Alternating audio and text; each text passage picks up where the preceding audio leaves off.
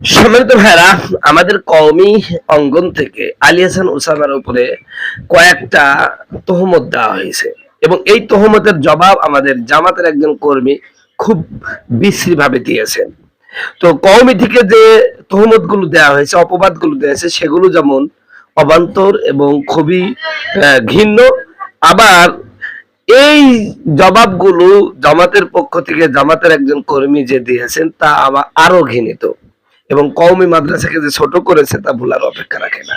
তো যাই হোক, আমি এই আলী হোসেন ওসামার এই মিথ্যা তহমত গুলো আমি নিরসন করার চেষ্টা করবো। সে সাথে আমাদের জামাতের যে কর্মী ভাই আমাদের কওমের উপরে যে অপবাদ দিয়েছেন সেটাও আমি নিরসন করব।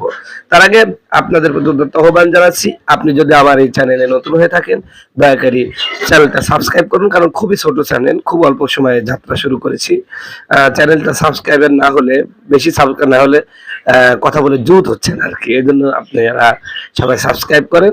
আর আগামীতে মাহফিলের সিজন আসছে, আমি তাফসির মাহফিল, ওয়াজ মাহফিল এগুলোতে আমার সবচেয়ে বেশি হলো প্রসিদ্ধতা।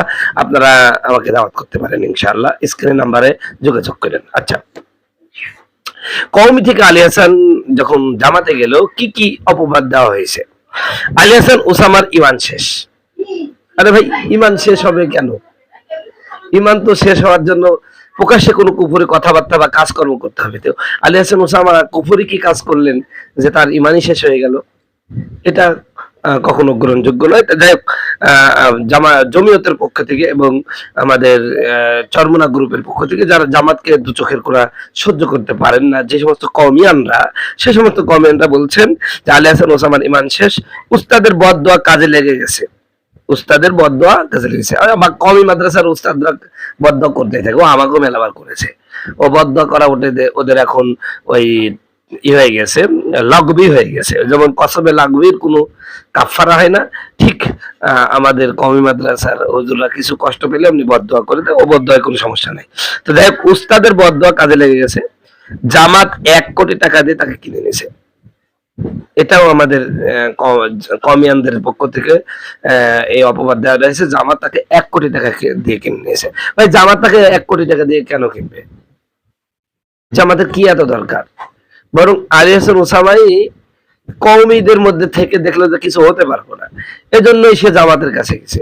কারণ জামাতের কাছে গেছে এবং জামাতের মধ্যে যেভাবে জামাতকে প্রমোট করছে এবং তার আগে যে বক্তব্যগুলো দিয়েছে সেগুলো পুরা উল্টো করে পোল্টি মেরে বলে দিছে আমি আগে যা করেছি আসলে বুঝতে পারি নাই, এখন বুঝেই আপনাদের কাছে এসেছি, দিয়ে এখন উল্টা কওমি আলাদেরকে একদম আই খেলাবাস আল্লাহর রহমতে সেই রকম দিয়ে দিচ্ছে আর কি। তো তো আলী হোসেন ওসামাকে 1 কোটি টাকা দিয়ে জামাতকে কিনা লাগে নাই, বরং জামাতে আলী হোসেন ওসামা তার নিজের স্বার্থের কারণে এসেছে। সেই স্বার্থটা কি? কারণ আলী হোসেন ওসামা যে গতিতে জামাতের জায়গা দখল করতেছে, এই মনে করেন আর 2-5 বছরের মধ্যে উনি কেন্দ্রীয় নেতা হয়ে যাবেন। আর এই যে এখন বর্তমান সামনে যে মেম্বারের নির্বাচন আছে, ইউনিয়ন নির্বাচন আছে, উপজেলা নির্বাচন আছে, উপজেলা নির্বাচনে অথবা মেয়র নির্বাচন আছে, যে কোনো শহরের মেয়র হোক বানালো বুঝি দেখেন। তো সুতরাং তাকে তো 1 কোটি টাকা দেওয়ার দরকার নাই, তাকে মেয়র বানাই দিলে আর 1 কোটি টাকা লাগবে কিনা? 1 কোটি টাকা দিয়ে আলী হোসেন জামাতে আসে নাই, কারণ উনি একজন ভালো মানের বক্তা, প্রতিদিন তার 2-3টি করে মাহফিল থাকতো। তো 1 কোটি টাকা তো প্রতি বছরই ইনকাম করে আলী হোসেন ওসামা। ওয়াজ করি, কওমি মাদ্রাসা ওয়াজ করি 1 কোটি টাকা ইনকাম করতো। তাহলে সেই 1 কোটি টাকার লোভে সে দল ছাড়ি চলে আসবে, এটা কেমন কথা হলো? আমির হামজার মতন বক্তা যদি বছরে 2-3 কোটি টাকা ইনকাম করতে পারে, তা আলী হোসেন ওসামা বছরে 1 কোটি টাকা কমই অঙ্গনে থেকে করতে পারবে না? এই যে খালেদ সাইফুল্লাহ আইবি, হাফিজুর রহমান সিদ্দিকী, তারপরে আরো যারা বক্তা আছে, তারা কোটি কোটি টাকা ইনকাম করে এক আধ বছরে, কোটি টাকার উপরে তাদের ইনকাম। আলী হোসেন ওসামা তো সেই মানেরই বক্তা কমি জগতে, তিনি তো এমনি কোটি টাকা ইনকাম করছে। তো 1 কোটি টাকার জন্য তিনি কওমি থেকে পোল্ট্রি মারি জামাতে আসবে, এটা মানে বিশ্বাস করা যায় না ভাই। যাই হোক, এরকম অপবাদটা খুবই অন্যায়মূলক অপবাদ দেওয়া হয়েছে। মানে এগুলো আমার জামাতের ভাইরা কওমিয়ানদের বিভিন্ন উক্তি থেকে জমা করছেন আর কি। এরপরে জামাতে যোগদান কওমি বনে যে আগুন লাগিয়েছেন তার তাপ দিন দিন বেড়েই যাচ্ছে। তাই ওসামার বিরুদ্ধে তার অতীতের জামাতকে নিয়ে দেওয়া কিছু ভুল বক্তব্য নিয়ে হাজারো প্রশ্ন। এটা আমাদের এক জামাতের ভাই, পরবর্তী কথাটা ওনার মানে কওমিয়ানদের কথা হলো তিনটা। আলী হাসান ওসামার ইমান শেষ, উস্তাদের বদদোয়া কাজে লেগে গেছে, জামাত 1 কোটি টাকা তাকে দিয়ে কিনে নিয়েছে। তা আমি তো এগুলো বলেই দিলাম যে এগুলো সবই অবান্তর কথা, কোনোটাই ভালো কথা না। তো যাই হোক, এরপরে মজা নিয়েছেন আমাদের জামাতের কর্মী ভাই, তিনি তার পক্ষ থেকে একটা কথা এর মধ্যে ঢুকিয়ে দিয়েছেন। সেখানে বলছেন জামাতে যোগদান কওমি বনে যে আগুন লাগিয়েছে তার তাপ দিন দিন বেড়েই যাচ্ছে, তাই ওসামার বিরুদ্ধে তার অতীতের জামাতকে নিয়ে দেওয়া কিছু ভুল বক্তব্য নিয়ে হাজারো প্রশ্ন। অর্থাৎ ওসামার বিরুদ্ধে আমাদের কওমি আলেমরা যে লেগে গেছেন, এটা তিনি সহ্য করতে পারছেন না। তাই আমার এই জামাতের ভাই আমাদের কওমিয়ানদেরকে কিভাবে মানে জবাবটা দিয়েছেন একটু শুনবেন না? দেখেন ভাষাগুলো, যে জামাত যে ক্ষমতা আসতে পারে না, এই ভাষাগুলো পড়লে আপনি বুঝতে পারবেন যে কেন জামাত এখনো ক্ষমতায় আসতে পারলো না। তো যাই হোক ভাই, এতক্ষণ পর্যন্ত কওমিদের লাড়ছিলাম বলে খুব ভালো লাগছিল, কিন্তু জামাতের ভাইরা, আমি সব জামাতকে বলি নাই, কিছু বট জামাত আছে তাদের কথা বলছি। দেখেন আর ভাষাটা দেখেন, কওমি থেকে বের হলে সে আর আলেম থাকে না, সে পথভ্রষ্ট হয়ে যায়। কওমি আলেমরা এত নিচু মন মানসিকতা সেটা আগে কেউ জানতো না। বা তোমাদের মন খুব উঁচু নাকি? কওমি আলেমদের মন নিচু আর এদের মন বলে খুব উঁচু। আচ্ছা ঠিক আছে, দেখি আমরা নিচুই নাই হলাম আর কি। মূল কথা হলো, 4 দেওয়ালের ভিতরে আটক থেকে গরুর চামড়া আর মানুষের কাছে হাত পেতে টাকা আদায় করা যাদের স্বভাব, তাদের মানসিকতার কি আর দেওয়ালে হবে?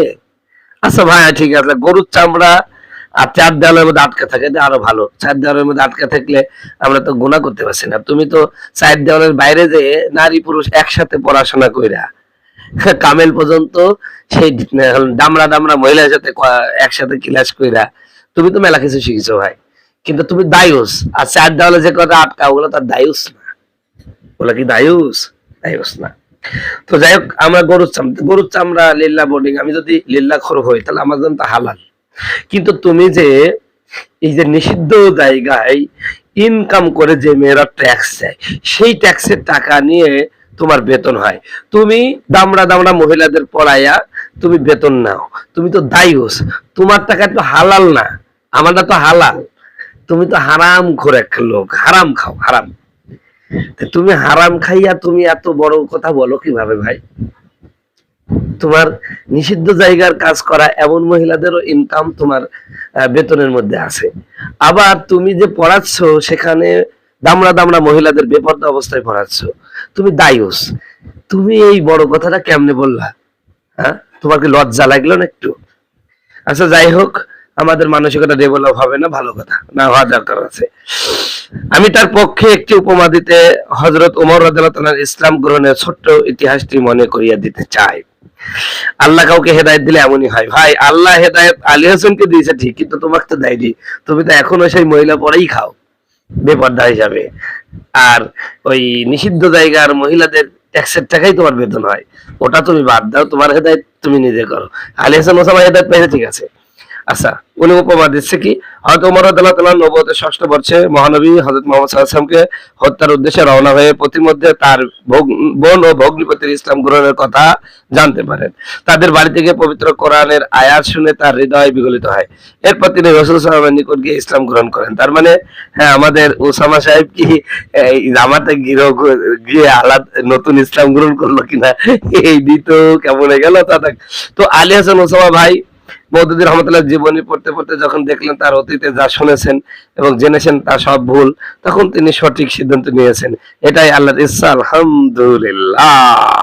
তো যাই হোক ভাই, আপনারা শুনলেন, এইরকম ভাবে যদি কওমিদেরকে লাড়তে থাকে তো জামাত আরো 100 বছরও ক্ষমতায়